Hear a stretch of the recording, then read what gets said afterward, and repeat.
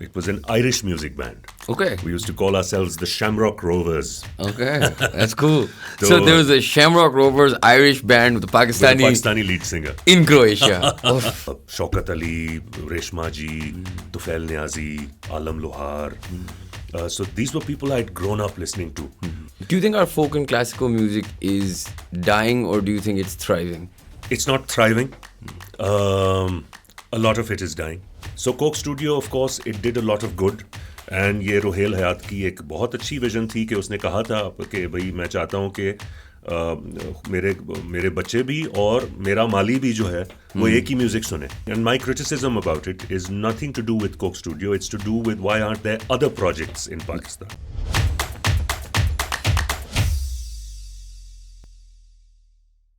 Assalamu alaikum everyone, and welcome to another episode of How Does It Work, a podcast by Pro Pakistani. Today we have the musician Arieb Azhar on the show. Thank you so much for being on the podcast. Thank you so much for inviting me. अच्छा sir, पहले तो ये discuss करते हैं ना कि I was reading about your life and you're born in Pakistan. पिंडी में आप पैदा हुए थे. आपके वालिद साहब भी इंडस्ट्री में थे. Can you tell us a little bit about your father first? Sure. So my late father was Aslam Azhar. Aslam Azhar was a director, broadcaster, actor, intellectual, thinker, philosopher, many things. But he was most famous for setting up PTV or leading the founding team that set up Pakistan Television in 1964. So he got the project of setting up the pilot station for PTV in 1964. Okay. And then setting up, once that was a successful project, then the government of Pakistan bought that project and it became a national institution. Okay. And then so it started private, PTV shuru mein private tha? Well, it was started by a Japanese corporation with a local partner. And they offered to the then government of Pakistan, Ayub Khan's government, that we're going to set up a pilot station at our expense and demonstrate to you how it works. Achha. And if you think it's successful, then you buy it off us. Achha. So they found, they interviewed a lot of people to head that pilot station, and then they recruited my father. Achha. And my father says that when he went in for that first interview, and they said, we want you to head Pakistan or to set up television in Pakistan, he said, sir, I don't know the first thing about television. And they said, well, neither does anyone else in Pakistan, so we have to start from somewhere. Fair enough. Because my father had a history in broadcasting. He was Makes in sense. Radio Pakistan and acting and theatre. So then he trained himself and everyone else. Wow, that's quite interesting. इस पे थोड़ा सा हम वापस आते हैं, लेकिन let's now move to how do you end up in Croatia or the Soviet Union in general? Do you have family there? Why were you there? नहीं, अब हमने एक बड़ी छलांग मार दी from beginning of PTV was 64. I was born in 72. Right. I went to what was then Yugoslavia. Okay. In 1990. Acha. So Yugoslavia was never part of the Soviet Union. It's a separate country. Okay. Yugoslavia is Central Europe. Bilkul. And the Soviet Union, of course, it was not even part of the Eastern Bloc, really. It was a non-aligned country, Yugoslavia. Okay. From the time of the Second World War, Marshal Tito, who fought bravely against the Nazis. He sort of united Yugoslavia under the Federal Socialist Republic of Yugoslavia, and that lasted till 1990, and then it broke up into 6 countries now: Slovenia, Croatia, Bosnia-Herzegovina, Macedonia, and one I'm missing. Croatia? No. Serbia, of course, the biggest. So in all of these countries, where were you So I went, but you're right, first I actually didn't go to Yugoslavia, I first went to the Soviet Union. Okay. Well, because, I grew up as an ardent communist. Acha. How does one grow up as a communist in Pakistan? There were quite a few people. Acha.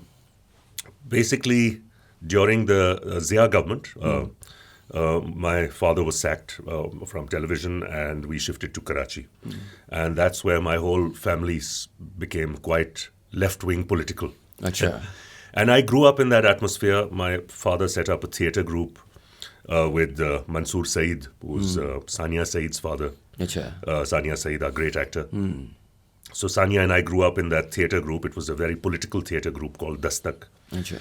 And back then, well, my whole family was communist back then. Achha. So it was for me a natural way of thinking. And even though I went to Karachi Grammar School in you know, which is you really have communists in Karachi Grammar School. KGS is not exactly KGS is like not exactly. Yes. Are you still a communist? What do you think of communism now? Okay. Well, give it time. Give it time. I think that no, I don't call myself a communist. Okay. I do call myself a socialist. ठीक है. I don't think anyone really knows what communism is. Even for Karl Marx, who invented the whole philosophy, I don't think there was a clarity of vision. It was more like a utopian search for a better tomorrow. Yes. But he didn't really lay down any hard and fast rules. Karl Marx's work was mostly a critique of capitalism, which I totally agree with. But what better system do we have is still open for question. So so first I went to the Soviet Union when I finished my O levels from Karachi Grammar School, and because I thought it was the promised land. I thought, we're communists, and Soviet Union would be this great place where people are building a better future and are thinking of humanity as a whole. And how was it? Well, it was not like that. It was like a wake-up call for me. It was like a slap on my face because I went there and I saw, okay, उधर भी वही मसाइल चल रहे हैं जो कि बाकी दुनिया में होते हैं. उधर भी exploitation होती है. उधर it's not the capitalist class that is exploiting the proletariat or the workers. Over there is the Communist Party that's exploiting everyone else, and it's become this this power-hungry, corrupt elite. So I saw that this is not what I was searching for, and after spending 4 months in the Soviet Union, I came back to Pakistan. And then I started applying to American universities like a normal ex-grammarian. And but then we made friends with this filmmaking couple from Croatian television. Croatia at that time used to be a republic of Yugoslavia. Okay. And they were visiting Pakistan, and then they came to interview my father, and I became friends with them, and they said, why don't you come to Zagreb, which is the capital of the Croatian Republic in Yugoslavia. Right. And we're there, we'll help you out in the beginning and so on. So I accepted, and I went off to Croatia. And after 1 month, the war broke out, or 1 year, sorry, the war broke out. And Croatia became an independent country. So I was there, I was witness to that. To that terrible, war. to that horrible war. Yeah. So coming back to your question, am I, what I saw in the Soviet Union and my understanding of things is that the old understanding of socialism was that you nationalize everything, take away private property, put it in the hands of government to regulate. And the government should be run by representatives of the people, which they thought was the Communist Party. Unfortunately, it doesn't work like that. The moment you centralize power to that degree, and you take away competition, you take away innovation, you take away entrepreneurship, you are logically going to end up with a corrupt oligarchy of elites who are controlling the system. Because people in general will always look out for themselves first. Yeah, because we're not saints, and we still, as a human race, haven't developed a culture like that. So I think that that doesn't work.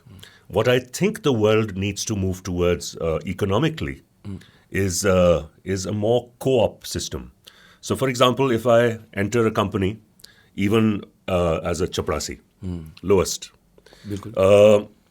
besides my salary, whatever it may be, I should also own a stake in that company, a stock. And that means that whatever profit the company makes, one little portion of that profit would also come to me. And I would also grow with the growth of the company. So this is called co-op economy. In the same way, if I open an account on Facebook, I should own a share in Facebook because they're making money off my data and my transference and interaction of data with other people's data. They're making money off it. They're becoming richer. I'm working for them for free.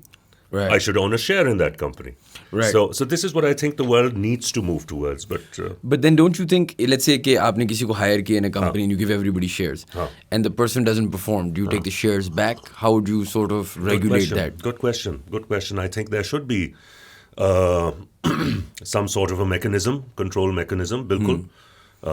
By some sort of I'm not saying do away with management altogether. So there needs to be definitely some sort of control, and see if a person doesn't perform at all, then maybe he has the possibility of maybe buying that share, or working off that share in some portion. So this is being tried in certain parts of the world, especially in some Scandinavian countries. They have started some co-op companies, where you come in as a partner, even if you're a very low-level partner. What happens is that some of these companies even do quite well, but the moment they grow beyond a certain size, a large corporation gobbles them up. They buy them out. Makes sense. So at the moment, it's still... Capitalism is winning. Capitalism is winning, of course. Chale, let's go back to Croatia. So now you're in Croatia or Yugoslavia at the time. And आप उधर पढ़ाई कर रहे थे, आप उधर काम कर रहे थे? मैं पढ़ाई के लिए गया था. मैंने अपना bachelor's के लिए you can speak Croatian, yes? हाँ, fluently. अच्छा, that's interesting. Yeah. I did my studies in Croatian language. अच्छा, and you got there and learned it? I learned it, yeah. I got there, I did 1 year of Croatian language, then enrolled into university. My initial plan was to study filmmaking, film direction. But आपने filmmaking नहीं पढ़ी मैंने. हालांकि अब मैं उसमें घुस रहा हूँ, कर रहा हूँ documentaries से, लेकिन other things also. But I after a year of Croatian language, I sat for the entrance exam and didn't pass for the Zagreb Film Academy. And they said, look, we want to give you a place because you've come all the way from Pakistan, but your language skills are not still good enough. So study language for another year and then come back. So I said, okay, for 1 year, maybe I should enroll in something else of my interest. So I enrolled in philosophy and Indology, which is India studies, but which includes the subcontinent. Of course. Yeah. And that was very interesting. So after a year, I just decided I'm going to continue that. And of course... what did you learn in Indology? That's interesting. Yeah. Well, I learned, of course, languages. It was mostly a linguistical course where you study Sanskrit, Pali. अच्छा, और आपको ये सब मतलब मैंने सीखी थी, अब पढ़नी तो आती हैं मुझे, अब समझनी इतनी नहीं आती. लेकिन ये कि for me the most interesting part was the history, because I had an opportunity to study the history of this land from another lens as well. Yes, that's also interesting. And as it's not taught, unfortunately, we don't teach history in Pakistan. And why in do you say India, that? it's the same problem. In India also, they're not teaching objective history anymore. Okay. They used to. Can you give me an example of what's objective history that's not being taught here? Okay, for example, have you heard of Kanishka, the great? He was one of the greatest kings to rule from this part of the world. So why don't we talk about Kanishka? Because we have obliterated or not accepted our history pre-1947. And even the little bit that we teach pre-1947, we teach a little about the Mughals. Yeah. We brush over the Delhi Sultanate, and we talk about Muhammad bin Qasim's raids in Sindh. But that's it. There's and Mohenjodaro का जिक्र कर लेते हैं, और हमें पता है कि हाँ टैक्सला कुछ होता था, गंधारा सिविलाइजेशन थी कुछ. लेकिन we don't study भाई मोहनजोदड़ो को तो 4, 5, 6 हज़ार साल हो गए हैं. मोहनजोदड़ो के बाद क्या हुआ, जो सारी आपकी महाभारत रामायण की कहानियां हैं, उसमें से कई सारी चीजें इस खित्ते में होती हैं. Then of course Buddhism, this was a cradle for Buddhism at one time. Also Jainism in certain parts. And then there was of course Alexander the Great. Yeah. Uski jo incursions thi. Uske baad there was a Greek. For a while there were Greek states here where the ruling elite spoke Greek with each other. उस ज़माने के coins भी हमारे पास Taxila museum में पड़े हुए हैं और लाहौर म्यूजियम में, जिसमें आपको उन ग्रीक किंग्स की तस्वीरें भी मिलती हैं और कुछ ग्रीक इंस्क्रिप्शंस भी हमें मिलती हैं. But they got integrated with the local population. उसके बाद फिर हमारा अपना Mauryan empire था. Ashok Maurya, one of the greatest rulers I think that the world has ever seen. He, before becoming king in what is today Patna in India, he was governor of Taxila. अच्छा. So there was the Mauryan Empire, फिर उसके बाद there was the Gupta Empire, फिर ये जिसका कानिष्का जिनका मैंने जिक्र किया, और बहुत सारे एम्पायर्स थे. फिर दिल्ली सल्तनत वाले यहाँ पे आए, फिर उनकी बहुत सारी डायनेस्टीज थी. So we don't know about this, na? And this is our history. बिल्कुल. It is as much ours as it is India's, of course, as it is any Bangladesh, where it's our common history. तो हमने वो कुछ अपने इस सोच में कि शायद हमारा जवाज़ पाकिस्तान बनाने का बरकरार नहीं रहेगा अगर हमने कॉमनैलिटीज़ की ज़्यादा बात कर दी तो. I don't know, I think that's the reason. But it doesn't make sense to me. We need to know about Of course, and that आपकी history also like helps you define the future, right? मतलब जो आपकी knowledge होती है of things have gone past, and also एक pride नहीं है ना हमें ये लगता है कि बस ब्रिट्स आए थे, हमें रूल किया था, उसके बाद पाकिस्तान बन गया था, या मुगल्स, चलो हम मुगल्स तक बात कर लेते हैं, and then we go back 5,000 years to Mohenjo-daro. So when you're done with your degree, did you stay on in Croatia? Yes, for a long time. अच्छा, how long? I spent 13 years there. Okay. So I got a Croatian nationality. When I decided I'm going to shift back to Pakistan, it's then that I applied for a Croatian nationality because I didn't want to lose touch with that part of the world. I'm so glad I did, because it gives me the freedom of movement, and I can go back and forth to Croatia as I please. So I stayed on 13 years and I started playing music there. Professionally. पहले शौकिया तो guitar पे बजाता ही था, फिर मुख्तलिफ bands वगैरह के साथ हमने बजाना शुरू किया, परफॉर्म करना. And how was that as an experience? Oh, that was an amazing time. हमारा एक बैंड काफ़ी अच्छा खासा मशहूर हो गया था क्रोएशिया में. It was an Irish music band. Okay. We used to call ourselves the Shamrock Rovers. Okay, that's cool. So there was a Shamrock Rovers Irish band with the Pakistani lead singer in Croatia. That's globalization. Before there was globalization. और हम सही पार्टियां कराते थे. We started out playing in pubs and bars and so on, and then worked our way up to concert halls and festivals. और Zagreb में we were quite a cult band in the mid and late 90s. So then why did you decide to leave Croatia?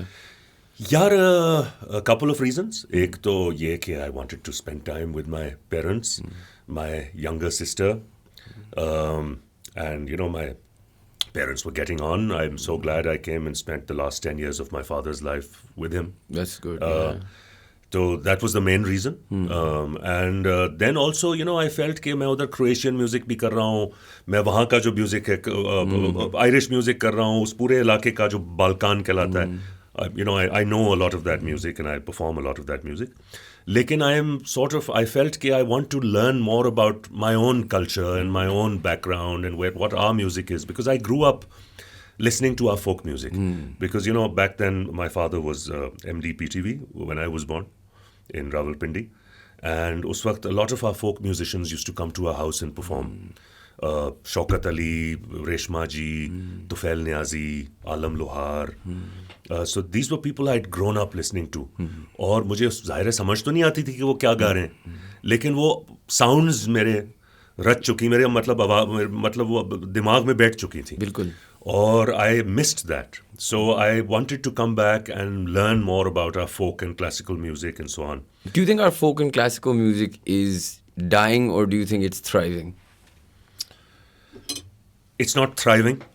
A lot of it is dying. Why do you think that is? Well, let's start with because classical is different and folk is different, and the industries are different. Okay. Let's start with classical. Classical music anywhere in the world cannot survive without government support. Why? Because classical music is not commercial music. So, for example, if there was no government support in the West, we would have no opera or ballet or philharmonic orchestras, because there's no way that they can compete with a pop band. Right. Young people will always buy a ticket and go to a pop concert or a rock concert or a rave. They won't buy a ticket and go and sit 2 hours for a Bach concert or a Beethoven or Mozart concert. Yeah. You have a certain class of people who will, but that's not enough of a class to sustain an industry. Bilkul. And that's why all in the civilized world, governments support classical arts. They support your national theatre and your philharmonic orchestras and your opera houses and your ballets and your and उसके साथ साथ वो उसको school curriculum का भी हिस्सा बनाते हैं. So they teach you about that in schools. This is basic theory of music, basic theory of opera. आप कुछ थोड़ा बहुत आपको पता चल जाता है. So you also grow up developing an appreciation for it. In our country, there's neither government support, No and school neither resource, do we teach anything about our music or classical music in our schools. So that's missing. So because of that, हमारे जो पुराने उस्ताद हैं अब वो बहुत कम रह गए हैं. सितार फॉर एग्जांपल, लाहौर में अब कोई सितार का उस्ताद लेवल के कोई सितार नवाज नहीं बचे. And Lahore, which was our city of culture in Pakistan always for centuries. Now we have no ustad level sitar nawaz left in Lahore anymore. Karachi में इक्का दुक्का है. Some people are doing well, but इक्का दुक्का ही है. आपकी सारंगी बजाने वाले आपके 2-3 रह गए हैं मुल्क में, या चलें 4-5 कर लें, जिसमें से अच्छी लेवल के 2-3 ही हैं. Some instruments have died out totally. Sarod, just recently a friend's son started learning it seriously, so it might make a comeback. Otherwise, there was no one playing sarod anymore in Pakistan, which is our classical instrument. इस पे तो हमने वो एक documentary भी बनाई हुई है called Indus Blues about musical instruments which are dying out. तो देखें, एक तो चीज़ natural process होता है ना, old things die, new things take their place. There's a natural process involved. But you need to sustain the classical arts. And so that the transformation into the modern world is gradual. And you still need to retain a part of your old culture and history. Then you will have a sense of identity and some sort of cohesion.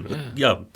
So classical arts का तो ये है. Folk arts का मसला ये है कि again, because I think that it seems to me that those people who were in charge of Pakistan in its initial decades felt that they needed that in order to create a nation, you have to dictate some policies top down, and you have to dictate a culture top down. So everyone must speak the same language. So they insisted that Urdu become the national language of Pakistan, which is because Bangladesh, which is what made Bangladesh separate. उन्होंने कहा भाई हमारी तो अपनी ज़बान है, हम क्यों बोलें Urdu? That was one of the major reasons why Bangladesh separated from Pakistan, because of language. Many decades later, we realized कि नहीं यार, हमारी जो local languages हैं उनको भी थोड़ा बहुत तो आपने जगह देनी है. लेकिन अभी भी उनका वो स्टेटस हमारे यहाँ नहीं है जो उर्दू ज़बान का है. पंजाबी का या सराइकी का, सिंधी का, पश्तो का, बलोची का, या नॉर्दर्न एरियाज़ की जो गिलगित बल्तिस्तान की जो ज़बानें. सो अगर आप उन ज़बानों को दोबारा हमारे कल्चर का हिस्सा नहीं बनाते, हमारे स्कूलों में नहीं पढ़ाते, then how can the folk arts or the music or the poetry that's surviving in those languages, how is that expected to survive? And that's, you think, primarily government's responsibility? I mean, it has to be government's responsibility. Yes, right? I personally think that there was a brief period where the government tried to do that during Bhutto's time, because that's when he created the Lok Virsa. And the purpose of the Lok Virsa was to promote folk arts. Bilkul. So उस वक्त there was, and that's when he told my father to set up the Peshawar and Quetta station of television. And he said कि अब local programming भी शुरू करनी ज़रूरत है. लोग यही एक इस एरा की बात करते हैं, और कभी कभार लोग जो हमारे पॉडकास्ट पे भी आए हैं talk about the Musharraf era, because Musharraf was a fan of classical music and also theatre, etc. So he set up, ये PNCA, etc. plays वगैरह हो रहे थे. That's right. And NAPA also, National Academy of Performing Arts. बिल्कुल. There's a lot of criticism on Musharraf, which I think is also valid. But of course, there is also this side to Musharraf's time in power, where he liberalized, especially the arts, for a lot of people. Yeah. And you moved back in 2004, right? Yeah. Okay. And how was it readjusting or reacclimatizing after being in an Irish band in Croatia कि आप पाकिस्तान वापस आए? And then how long before you started doing your own music? यार मतलब उस वक्त शुरू में तो मैं कवर्स ही कर रहा था ज़्यादातर आके, and it was a shock to me to shift back to Pakistan. बिल्कुल, I'm sure आपके लिए तो और मतलब यूरोप में हम, क्रोएशिया में, I was based in Zagreb, but we used to travel around and perform in Austria and Germany. And, So I initially thought that I'm going to come back and I'm going to take the Pakistan music industry by storm. क्योंकि मेरे जो experiences थे of performing in festivals in Europe and pubs and bars and वो मैंने कहा कि कितने पाकिस्तानियों के experiences होते हैं. I am unique, so I can come back and I can bring this experience. But it wasn't like that. I mean, Pakistan is a different animal altogether. इसमें बहुत so it took What are me a the while. differences वैसे? Well, first, I think the first thing that comes to mind is we don't have a shared culture. Croatia छोटा सा मुल्क था. Yugoslavia भी 22 million का मुल्क था और क्रोएशिया तो 4 मिलियन का अब कहते हैं उससे भी कम population हो गई. There's a bit of a brain drain that's happened there also. But everyone speaks the same language. So in the evenings, if you start a sing song, everyone knows the same songs. इस तरह class differences भी उतने नहीं हैं. If you go to a medium level kavana for a coffee, you might see the president sitting next to you. So उस तरह का वो एक VIP culture नहीं है वहाँ पे. So वो कि ये कि अमीरों का एक कल्चर गरीबों का दूसरा कल्चर जिस तरह हमारे मुल्क में है. बिल्कुल. तो यहाँ पे तो अमीरों की एक ज़बान गरीबों की दूसरी ज़बान. So वो क्योंकि वो फ़र्क नहीं है, it's a shared culture. So it's easier to communicate with everyone in that culture. Over here you're always communicating to a certain group or a certain class of people. बिल्कुल. And then you're wondering how to expand your audience base and so on. And of course when I came back उस वक्त internet तो शुरू ही हो रहा था. It was in its infancy level. बिल्कुल. So I think this is an advantage which the younger generation definitely has.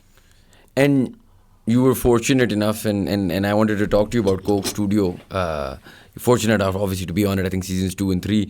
And 10. And 10. जब आप seasons 2 and 3 में, how much or what role has Coke Studio played in the music industry in Pakistan? Yeah, I think it's been a double-edged sword. I'm a great supporter of Coke Studio, of course. If they call me again, I will gladly go. And I don't think, and my criticism about it is nothing to do with Coke Studio. It's to do with why aren't there other projects in Pakistan. बिल्कुल. So Coke Studio, of course, it did a lot of good because it basically their initial formula, which totally worked and which other people were also talking about, but they were the first ones to implement it on such a level, was कि हमारी folk poetry और folk music को एक contemporary तरीके से modern touch, package करके market करो ताकि हमारी जो ज़रा एक urban younger population है वो भी उसको समझ सके. एंड ये रोहेल हयात की एक बहुत अच्छी विजन थी कि उसने कहा था कि भाई मैं चाहता हूँ कि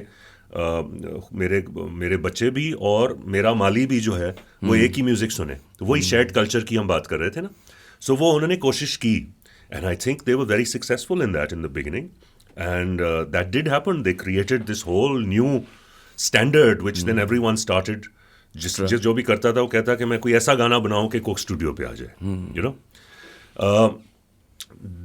why I called it a double-edged sword, because with a corporation with the resources of Coca-Cola, obviously it sort of ate up everything else. अब वो उनकी गलती नहीं है, वो हमारी गलती है कि और चीज़ें क्यों नहीं इतनी मजबूत थी. इंडिया में भी कोक स्टूडियो हुआ, लेकिन India already had a music industry which was thriving, or at least on a much better degree than Pakistan. And that's why when Coke Studio happened in India, it didn't destroy everything else. It just created a little space for itself. हमारे यहाँ it sort of overtook everything. It became the thing. It became the thing. So what happened was that if you didn't come on Coke Studio, people didn't stop respecting you. I know so many great musicians. They didn't get a chance. जाहिर है सब तो नहीं आ सकते थे. You know. How does one get selected for Coke Studio? It's very arbitrary. The person who heads it or the group of people, shuru mein it was Ruhail. And I know Ruhail, he used to get 100 phone calls every day. वो बेचारा अपना उसने phone का number भी बदल दिया था और फ़ोन ब्लॉक कर देता था. क्योंकि मैंने तो I've also done festivals and so on. And at the time when I was doing festivals in Islamabad every year, I remember the amount of calls I used to receive from musicians across Pakistan. कि जी सानू भी मौका दे दो, हमारा भी है, मैं अपना आपका गाना भेज रहा हूँ, कोई कवाली गा रहा है, कोई फोक गा रहा है, कोई रॉक म्यूजिक कर रहा है, आप किस किस को सुनेंगे?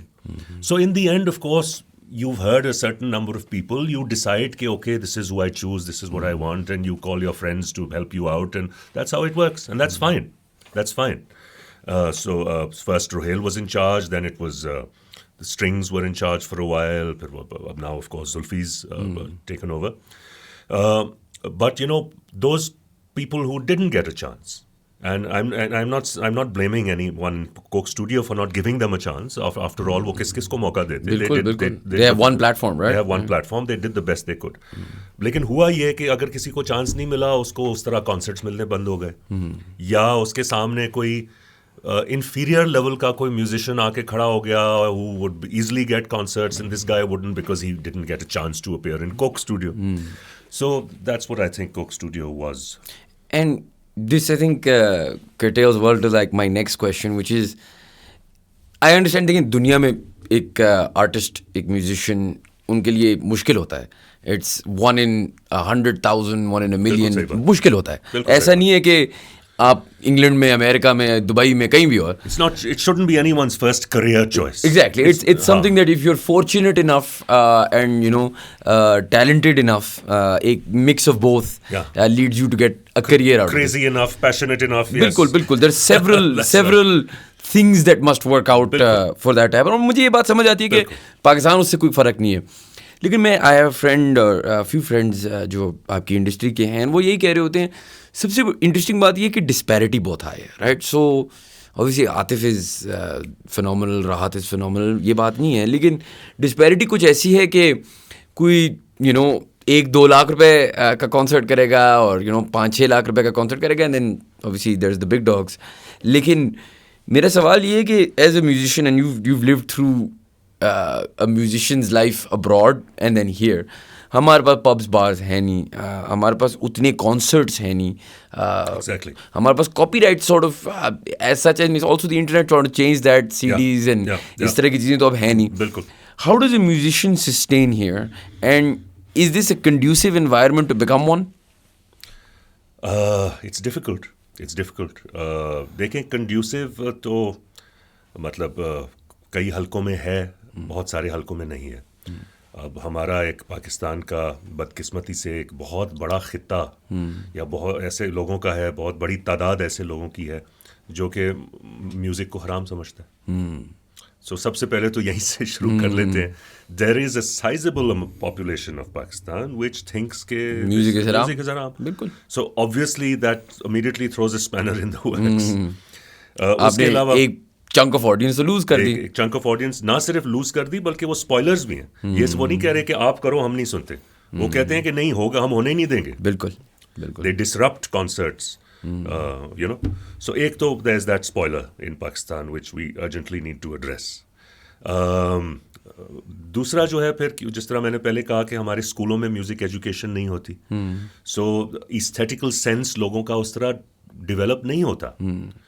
They don't know beautiful from ugly in terms of sound, because these things are part of conditioning and culture. This is where culture plays a role. So since we don't have culture studies or music theory studies or people exposed to सुरीला music, अब आजकल तो इस पे scientific research हुई हुई है, how कि अगर आप बच्चे को, या अगर जब वो माँ के पेट में भी हो बच्चा, तो उस वक्त भी अगर आप उसको अच्छा सुरीला क्लासिकल म्यूजिक सुनाओ, तो उस पर क्या असर होता है, और अगर उसको वहाँ पे वाला म्यूजिक सुनाओ तो उस पर क्या असर होता है. या पौधों पे, plants, there have been experiments done with plants where you play classical music, place a speaker here, and after a few months the plant starts growing towards it. And then you place a speaker here and play heavy metal, for example. I'm not criticizing heavy metal, but of course that's the effect it does have. The plant starts growing away from it. Now heavy metal of course also has a role to play, because that's what it does. It disrupts you. It shakes you up. That's what it's supposed to do. Wake up call. Yeah. But it's not something which you play for children, because we want children to develop aesthetical sense. So ये चीज़ें हमें बचपन से सिखानी चाहिए, क्योंकि वो नहीं होता So that ecosystem is missing. Then, as you said, that यहाँ concerts काफ़ी नहीं होते, यहाँ platforms काफ़ी नहीं है. We're a country of what, 220, 230, 240 million people. बिल्कुल. Croatia was a country of 4 million people. Zagreb, where I used to live, was a city of 1 million. Every weekend in Zagreb, summers, winters, any time of the year, every weekend there were at least 10, 15 places I could think of where if I wanted to go and listen to some live music. कहीं कोई folk music हो रहा है, कहीं कोई rock music हो रहा है, कहीं कोई pop music हो रहा है, कहीं सिर्फ 2 लोग गिटार के साथ बैठे हैं, कहीं कोई classical music concert हो रहा है. You know? हमारे तो पूरे मुल्क में आप इस तरह की जगह नहीं सोच सकते कि हर वीकेंड को वहाँ पे कोई चीज़, कोई म्यूज़िक हो रहा हो. So there is a lack of platforms. Then festivals plays a big role in the music ecosystem. अब यूरोप में ये होता है कि if you're a performing artist, कोई 3, 4, 5 महीने होते हैं समर्स के, where you are constantly touring, जहाँ पे आप एक फेस्टिवल से दूसरे फेस्टिवल में जाके हर वीकेंड को बजाते हो. इस वीकेंड को फलां फेस्टिवल, दूसरा वीकेंड दूसरे शहर में दूसरा festival. And that's what sustains you. हमारे यहाँ एक ज़माने में फोक फेस्टिवल्स हुआ करते थे फॉर फोक म्यूजिशियंस, उर्स मेले. वो बहुत कम हो गए हैं, again because of radicalisation in society and so on. तो वो बहुत कई ऐसे अब मज़ार हैं जहाँ पे म्यूज़िक हुआ करता था, अब नहीं होता. Bari Imam being a prime example in Islamabad, when I was growing up, हर जुमेरात वहाँ पे कव्वाली होती थी, अब नहीं होती. सो वो भी ख़त्म होता जा रहा है, and it didn't get replaced by anything new. So a few people started this. I think the most notable ones being the Peerzadas in Lahore, Piruz Cafe जिनका है. They started the festival scene, contemporary festival scene in Pakistan. उर्स मेले तो पहले हुआ करते थे, बसंत मेला होता था, उसको भी हमने ख़राब कर दिया, रोक दिया, बैन लगा दिया. और भी पुराने फेस्टिवल्स होते थे. एक पंजाब में फोक फेस्टिवल होता था, लोहड़ी.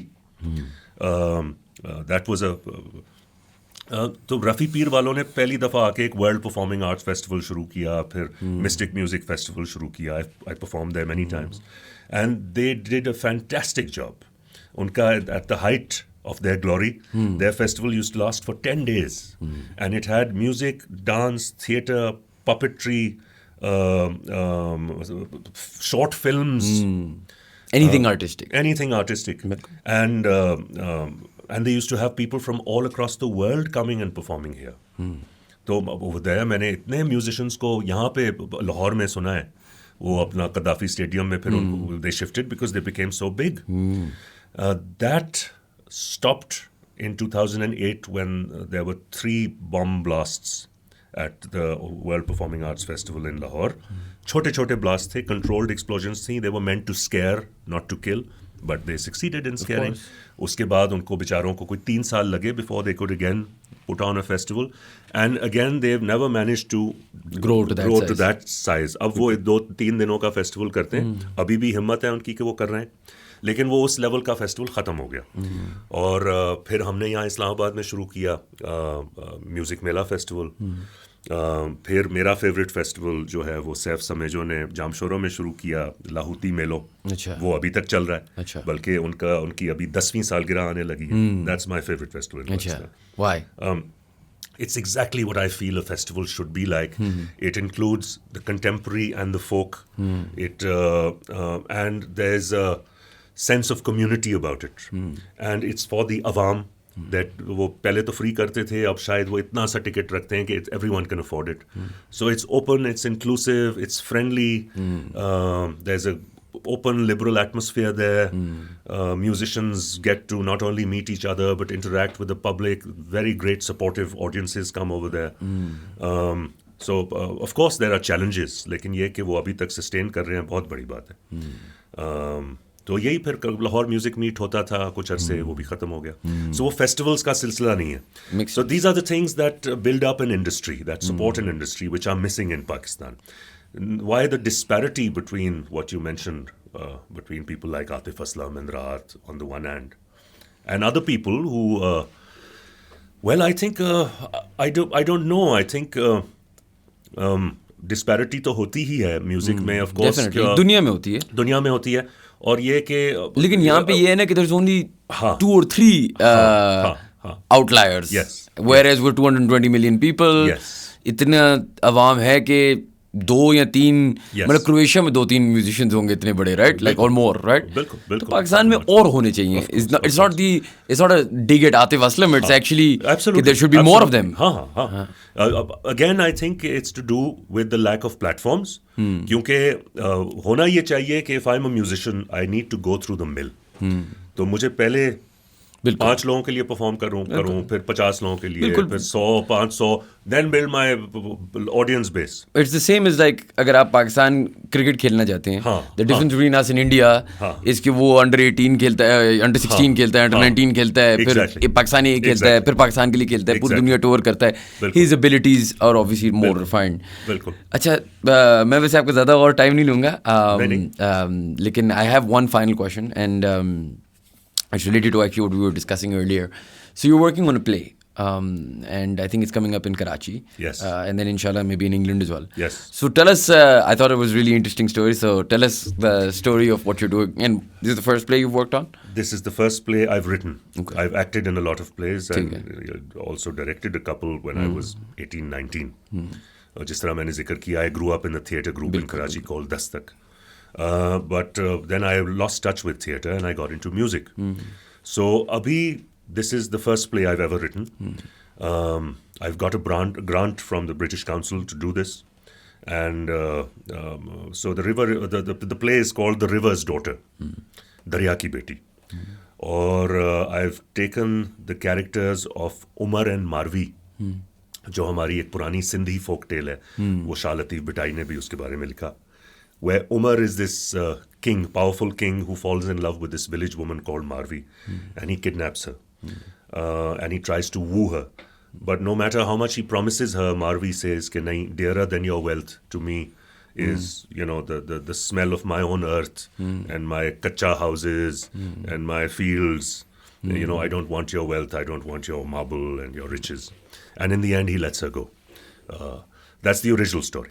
मैंने उनके कैरेक्टर्स लिए और उसको एक मॉडर्न डे सेटिंग में डाला, और मारवी को जो है मैंने एक विलेज वुमन बनाया from a fishing village next to a river, and there's this big real estate project which wants to drive them out, and the director of that project is Umar. और फिर उसमें एक वडेरा भी होता है, पीर तोता Sai. So Umar asks पीर तोता Sai to bring Marvi in for a meeting because she's spoiling their plans. But he instead goes and kidnaps her. And then there's this interaction between Umar's world and Marvi's world, where Marvi represents a world which is still integrated with nature and is living in harmony with nature. And Umar represents a world which is exploiting and usurping nature for short-term profit. So it's an environmental/political play. And it's actually a very beautiful story, especially in today's landscape, right? So, and aapki, now after hearing your story as well, the communist, capitalist, socialist angle कहीं ना कहीं तो आ ही जाता है. कहीं ना कहीं आ जाता है. मैं मजाक करता हूँ दोस्तों से जो पूछते हैं कि अभी तक तुम कम्युनिस्ट हो, मैं कहता हूँ मैं पहले सुर्खा होता था, अब गुलाबी हो गया. Makes sense. चलें यार, thank you very much for being on the podcast. Thank Good you, luck Shayad. with your play. Pleasure. Thank you guys for watching. If you do like our content, please do subscribe to our channel, and we will see you for the next podcast.